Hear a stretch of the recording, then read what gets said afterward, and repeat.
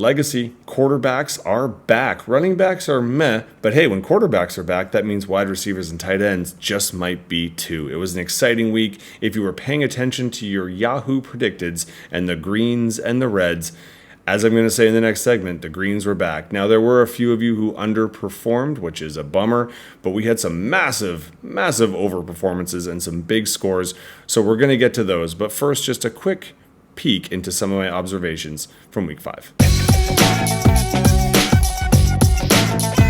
Green definitely meant go this week, which was great if you were looking at your Yahoo predicteds. In fact, in most leagues and in most scorings, we can say well over half, if not all but a couple, were in the green as opposed to the less than coveted red, which means I can stop complaining for at least a couple weeks, or at least till the end of this week, about scores and quarterbacks and all the world being lost.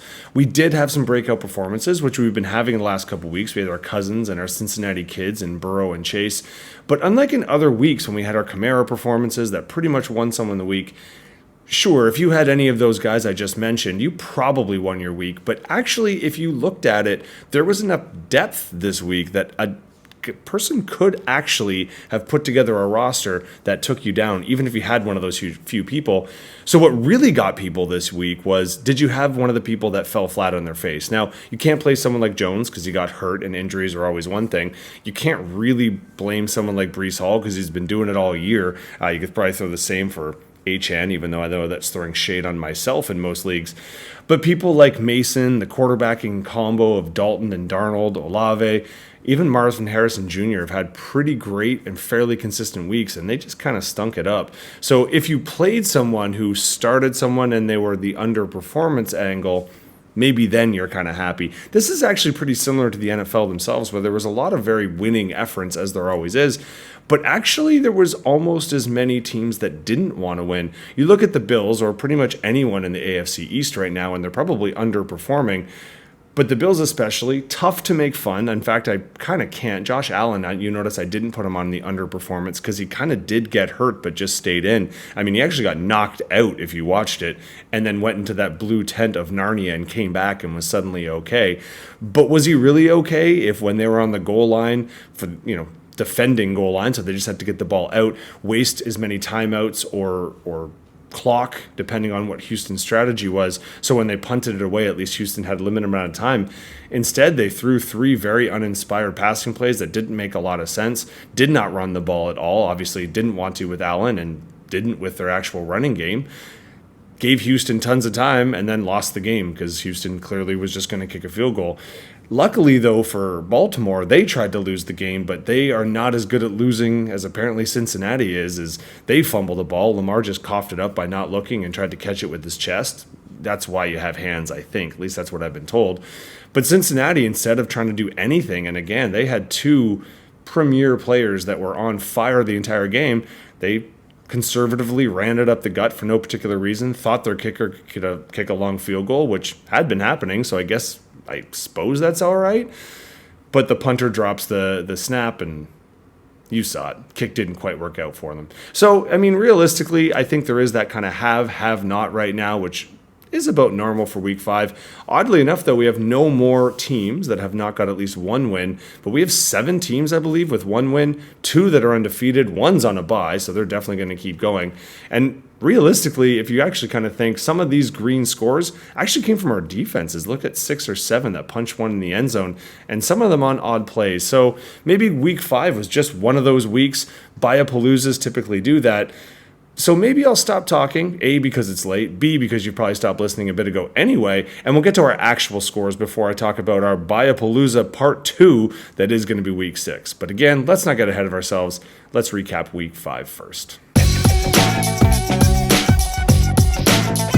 What can I say that I haven't already said about Gene? I'm not even trying to jinx him, but he is just on an epic run. And when you actually look, 217 is one of our all-time high performances. Takes down Woody, who has our 3rd highest score. So Woody, we'll talk about you first here. I mean, your quarterback was just at the top 5. I think he's actually quarterback 6. Wide receiver 4 in Wilson, who finally figured out how to catch a ball. Well, let's be honest. He knew how to catch a ball. I think just, the COVID king behind there just doesn't always throw him the ball. Rico Dowdle. I mean, you probably threw him in more for bye relief, and he was the running back 4. That's pretty exceptional. And just in general, across the board, you had one of those weeks where almost everyone except for Judy kind of put in a great effort. Chicago was the defense 4, I should mention as well. And if you look at your bench, you did have a few buys. Now, was Judy your best option? You probably could have gotten someone else in there. Would it have made the big improvement? No, because you scored 170. You still almost lost by 50 points. This is unbelievable. Let's just look at Gene. I mean, obviously he had both the Cincinnati kids, and that's great. He also had, so that's the quarterback 2. He had the quarterback 1 on his bench in Cousins. This is unreal. And if you even look at your wide receivers, we don't even talk about Thomas Jr. because he wasn't a top 5, but he could have been. He did just as well. Most times 27 is going to get you there, but let's be honest, just the massive outpouring. Denver even, why not? You got the defense 3, just everything's coming up Gene right now. So Woody, don't worry. I think your opponent next week is likely not going to score almost 220, but everyone has to take their turn bumping into Gene, and right now, Gene just on fire. In what may prove to be a pretty pivotal matchup, we do have 2 teams that are still, after this result, still in the playoffs, both 2 and 3, but both high-scoring teams. Kent, you're on a comeback tour.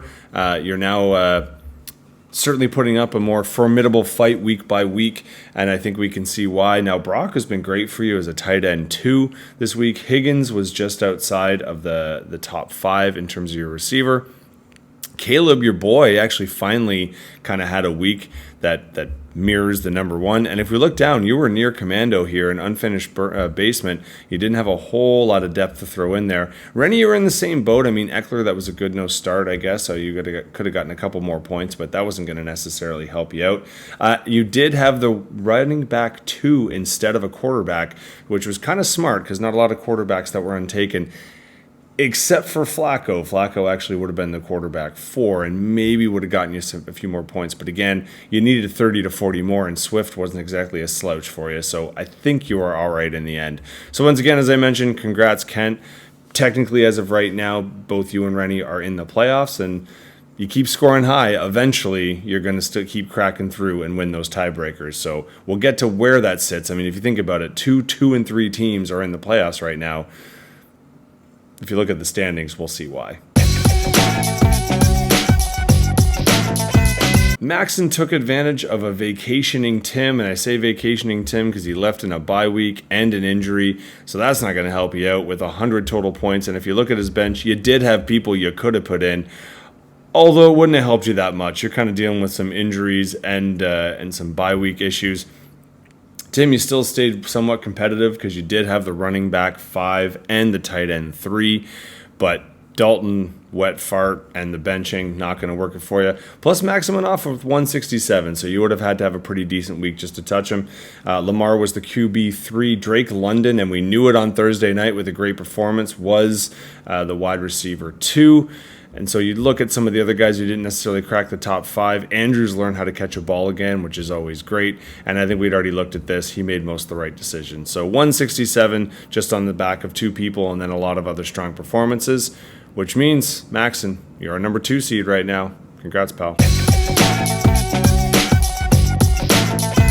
Chalk Me Up is one of the many who are tied at 2 and 3, and we'll get to those folks in a second. I was also pretty happy on Thursday night with Mooney. He was the wide receiver 3, just behind his boy in London. Now, I'm still pretty upset with most of my running backs. 1 got hurt, and 1 just sucks right now, but I was pretty happy I picked up the tight end 1 off the waiver wire. And Minnesota, my defense, was one of the many defenses to score a touchdown, but combined with also how they played and the 3 picks and the 3 sacks, they were our defense 2. Which is very, very helpful, obviously. Now, Jeff, you didn't have a great outing, and again, the Breece Hall factor is kind of crushing. Combine that with Watson and Harrison, who all did not have great games. You were really sitting on the back of Danny Dimes and Ayuk, and you're not going to win too many if those are the 2 that you need to come out every given week. Now, Lawrence actually would have helped you out. It's one of the few weeks we can say those words in the same sentence. He was our QB5. So all is not lost, and Williams, who some were worried about him losing his job, at least he came out and showed, in fact, he will be starting, and I think people can back off on the alternative. But while I won this week, you're still winning the year 3-2 top four, whereas I am in that tied section we'll get to in just one more recap.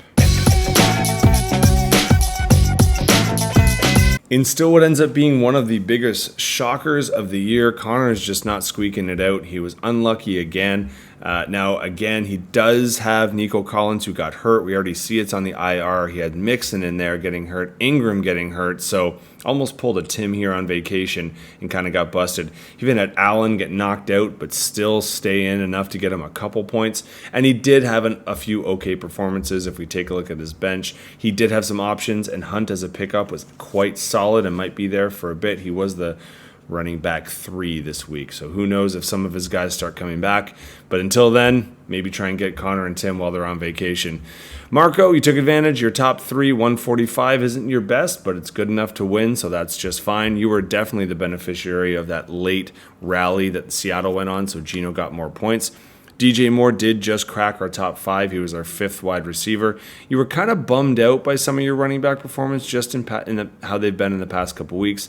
But like I said, you were pretty fine all around, and Pierce has been sneakily in that top 10 every week, so I'm pretty sure you're aware of that and you're paying attention now that you're going to have to fill some bye weeks next time around. So, like I said, shocker that you're 1-4, Connor, but I still don't trust it. I still expect you to go on a run. Marco, top 3.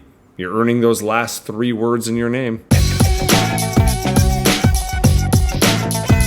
I mentioned it enough that I should at least talk about it. Look, 5 through 9 technically tied, 2 through 4 technically tied. So again, it's coming down to points, and they're not that much in between. So how are we going to figure this out for week 6? And is anyone going to take down Gene? Well, if Tim gets off vacation, maybe, and he pays attention and restacks his lineup. But let's be honest, who knows? If he scores another 200, we're all in trouble. This is an interesting one because while the league in terms of 2nd versus 10th doesn't look that great, if you look at the matchups, it could be quite tight. Other than that, we've got a couple here that certainly might match 2 out of the playoffs and 2 people out of the playoffs and 4 that are in it, but that's going to shift things. We know week by week. Let's not focusing too much on top 6. I think there's going to be a lot of shifting between now and week 15. Clearly, I have no idea where week 6 is going to go, if we're going to return to a running back frenzy or if quarterbacks will still remember that throwing the ball is a lot of fun. Either way, I'm excited. It's another funky week with the London games. It's the 2nd of 3, I think, in a row. And for me, that means in my time zone, I get to watch a game on Sunday night, which is kind of fun, especially since it's a Thai national holiday on the Monday. So I may just be staying up a little bit late / getting up a little bit early. All exciting stuff. Now, what's not as exciting, Biapalooza round 2. Now, it does get a little bit worse later on, and get ready to complain about that, but this was actually a week that came up a couple times during the auction itself. Week 6, Kansas City and the Rams, a lot of people had this penciled down. Although it is going to impact us with the other 2, but not like we thought. A lot of us that I think were big in on Miami, maybe it's actually good to put some of them on our bench. We're not so bummed about that buy, but Minnesota Vikings, randomly, a lot of us are going to get dinged by, so that should be exciting. Also heading into this week, it is Canadian Thanksgiving for all those who celebrate, so congrats to you, and I hope you have a good turkey. For everybody else, good luck in week 6.